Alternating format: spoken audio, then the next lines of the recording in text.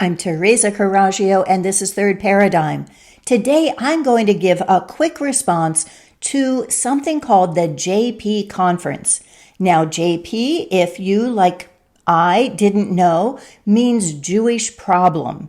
So it's gone from the JQ, the Jewish question, to the JP, the Jewish problem. This featured some eminent names like Cynthia McKinney and also E. Michael Jones, who's been coming up lately on my stack. And it was put on by Converse, that's Khan. So I'm going to give some quick thoughts on that 8-hour conference that I listened to at 1.5 speed in order to speed things up a little bit. Let's do it. The conference started with Cynthia McKinney. As far as I could tell, Cynthia McKinney may have been the only woman in the room until she had to leave early after her own speech. She was certainly the only woman on the stage. I think she was the only woman who was in that conference physically, and maybe there were a couple who called in with questions from the chat. Cynthia was fascinating. What she's giving is the political side. And she said that she barely had gotten unpacked into her office after she'd been elected before AIPAC faxed over the loyalty oath for her to sign, which she refused to do.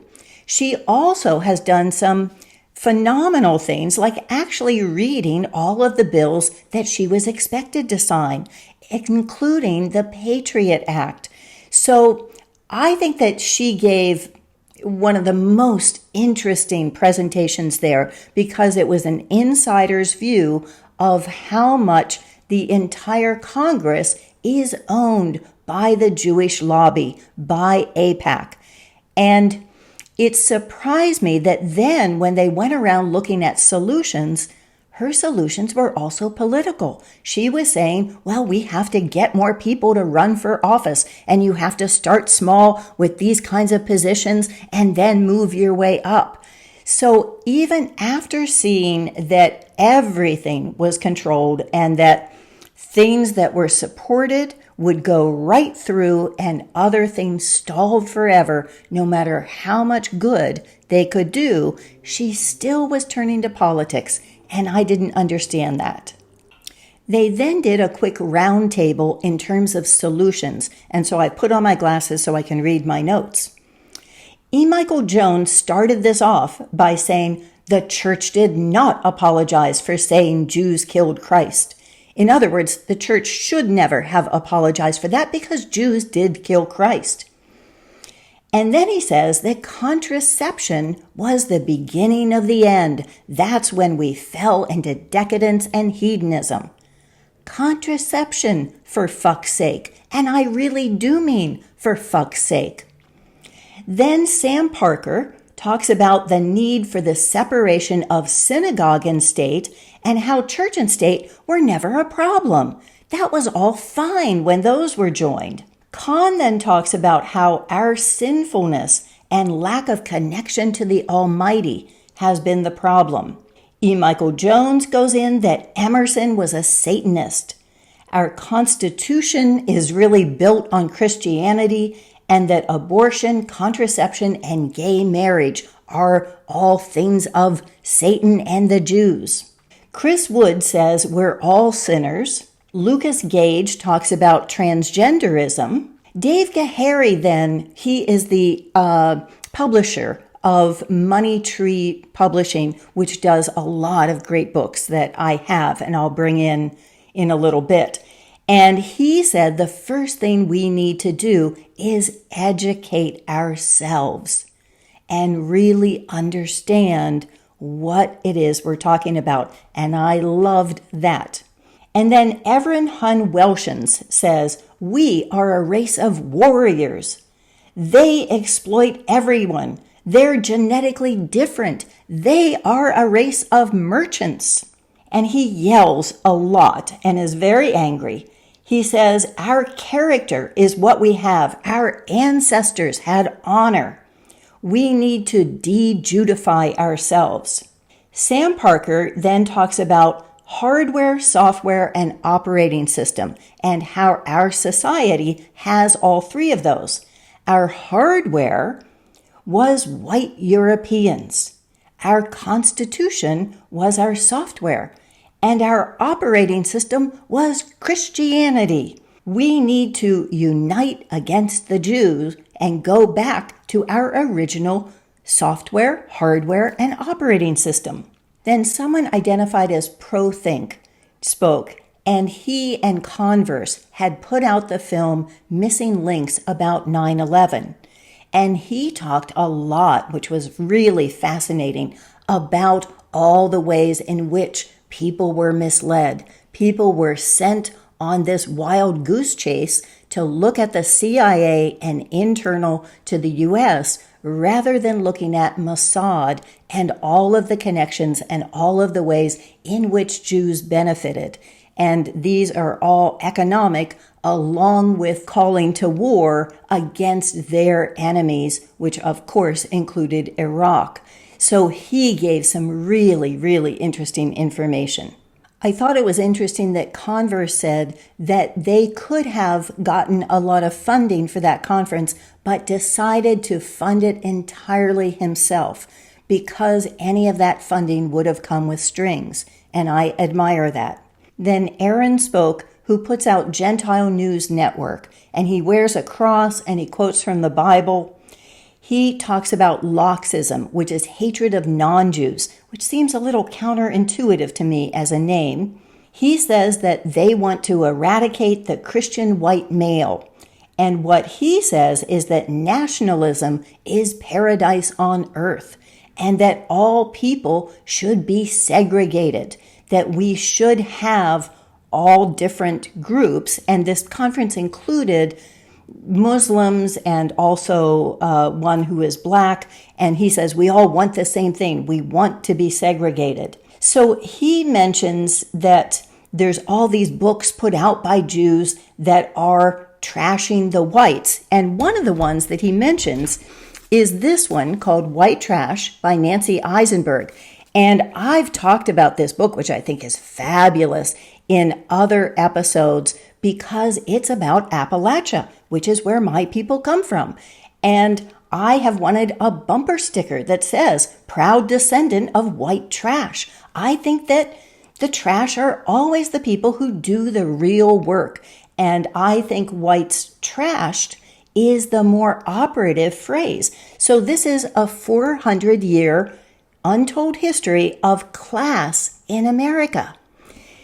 So he lost me at that point. At that point, I knew that he was just spouting propaganda and he never even read the titles of the books that he was talking about. He's just trying to pump up hatred and get people rallied by saying they're saying that you're trash.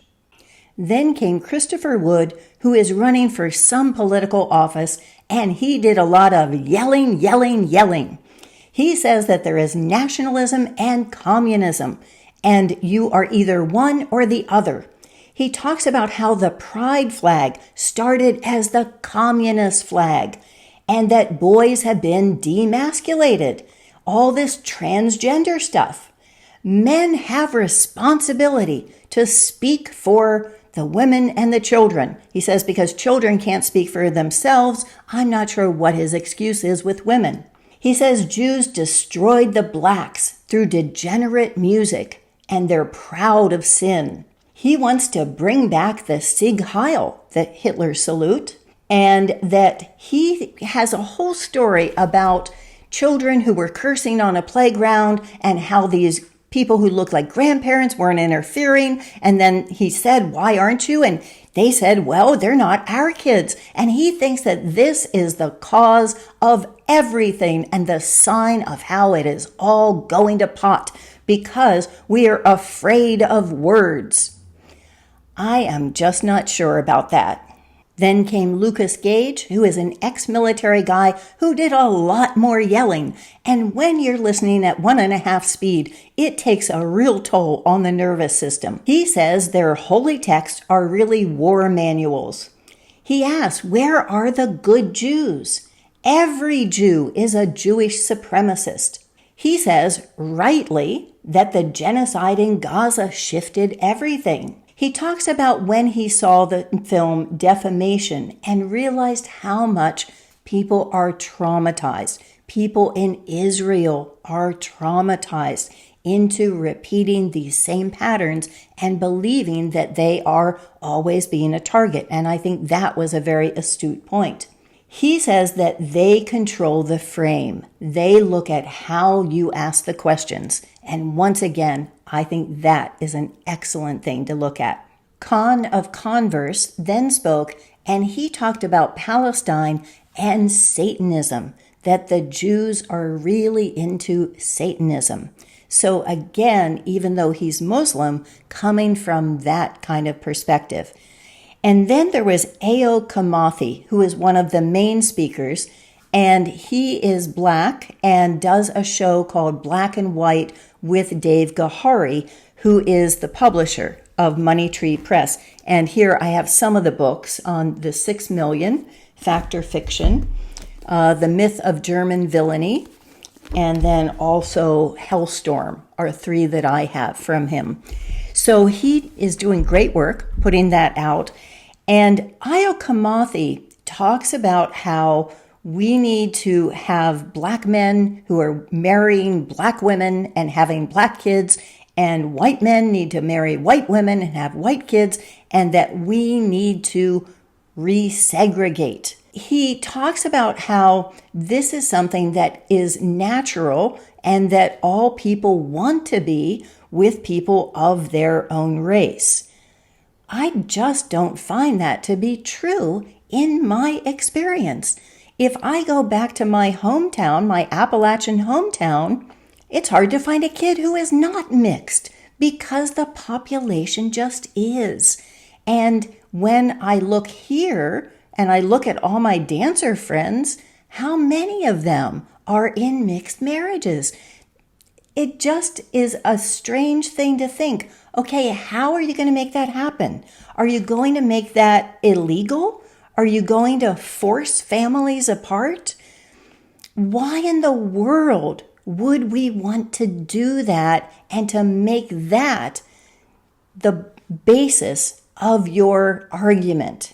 The penultimate talk was E. Michael Jones, and he talked about the Jew taboo, how we don't say that word and that you need to identify the enemy. He says, Jesus said, the Jew is a spawn of Satan, and that if you believe that abortion is a fundamental right, then you're not worshiping Yahweh, you're worshiping Moloch. He also says that we Christians are the real descendants of Moses, not the Jews. The last speaker in the broadcast was the one I thought was the best. It was Germar Rudolph, who talked about Zionism's and Judaism's sword and shield. And by that, he's talking about the Holocaust, which is something he should know about since he has been imprisoned for talking about and questioning the Holocaust narrative. He says the Holocaust has become the new religion. That in 1985, California, where I am, made Holocaust education mandatory, and most other states have followed since. But in other countries, starting with Austria, that it is subject to 20 years imprisonment. And that Canada is looking at a preemptive law so that because you think someone might talk about it, you can put them in prison up to a year. There is someone from Austria who has passed since, but who was kept in prison for 16 years because he was an expert on the gases and was able to show why what they were saying absolutely could not make any sense. So he went into a lot of detail in terms of things that are not true, things that are true. He's published what he calls the Holocaust Encyclopedia. in which he's taken all of the different sources that he's researched, and he said he had to put them in order for his own benefit because he just couldn't keep track of all of the information that was in so many different places. So in putting this all together, he said that there were things that just became clearer because you could take things and connect them from different places. He was a wealth of information, and I highly recommend him. This came up because Amy on my Substack had said that she thought that E. Michael Jones was someone who really was clear about these issues. And Amy is someone who identifies very strongly as a Catholic. Pauline wrote that she thought that Jones was a gatekeeper. And then Julius Schoolafish had just watched this whole conference and he posted about it on his blog. So that was what led me to watch it. After watching this, I agree with Pauline, but I don't think she goes far enough. In this conference, if you were to be on the same side as them, and there was no one who was not on the same side. They were all high-fiving and attaboying and applauding and hugging. They were all not even questioning that anything anyone said could possibly be anything but the God's honest truth. You would have to then be on their side against contraception, abortion, against gay marriage, against gays of all types, against interracial marriage, against people who even live together from different races. You'd have to be for raising boys to be boys and getting feminists out of there. There are so many different things. You have to be against communism and all countries that are, and for nationalism, which is God's heaven on earth. You have to believe that Christians are the descendants of Moses and that Jews are the ones who killed Jesus. And that's the basis on which you're going to stand. What this does is make it an easy target for those who are attacking those who are bringing real information. And that is perhaps someone who's working on the other side, who's saying, okay, if we want to make sure that this doesn't go anywhere, let's just make so many other things tied in that no one will ever be able to agree with us. Io Kamathi's book is Jews Are the Problem, and he says that we need to elect people who are willing to say that right out. I don't think this is going to go anywhere, nor do I think it should go anywhere. Let's go back to my principle that an ethical statement can contain no proper nouns. What is the problem? The problem is centralized control of money, God, and guns through the 3 autonomous regions that are not part of any country. The City of London with the finances, the Vatican with the ideology, and then you have Washington, D.C. controlling the military.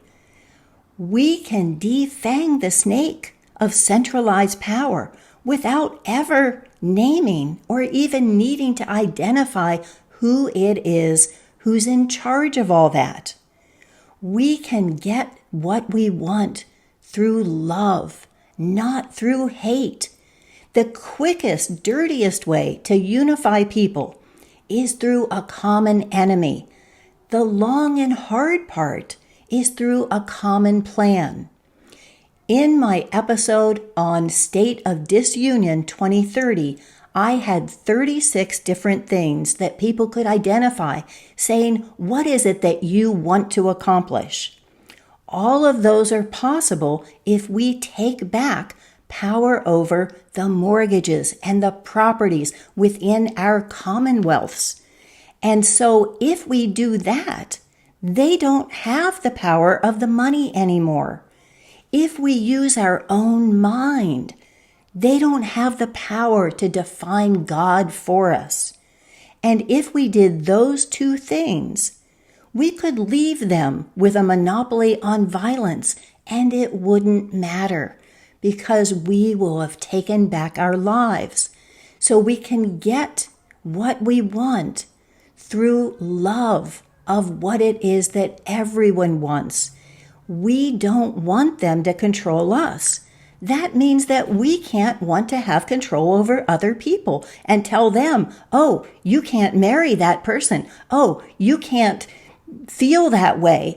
You have to be the same way that we are. You have to be Christian. You have to be straight. You have to be in your own nationality.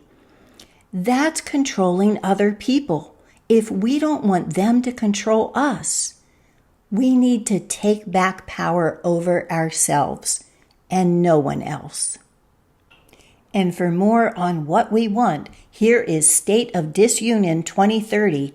And this, to show that I am not naive about what we don't want, is my playlist on Israel and Judaism. Thank you for watching.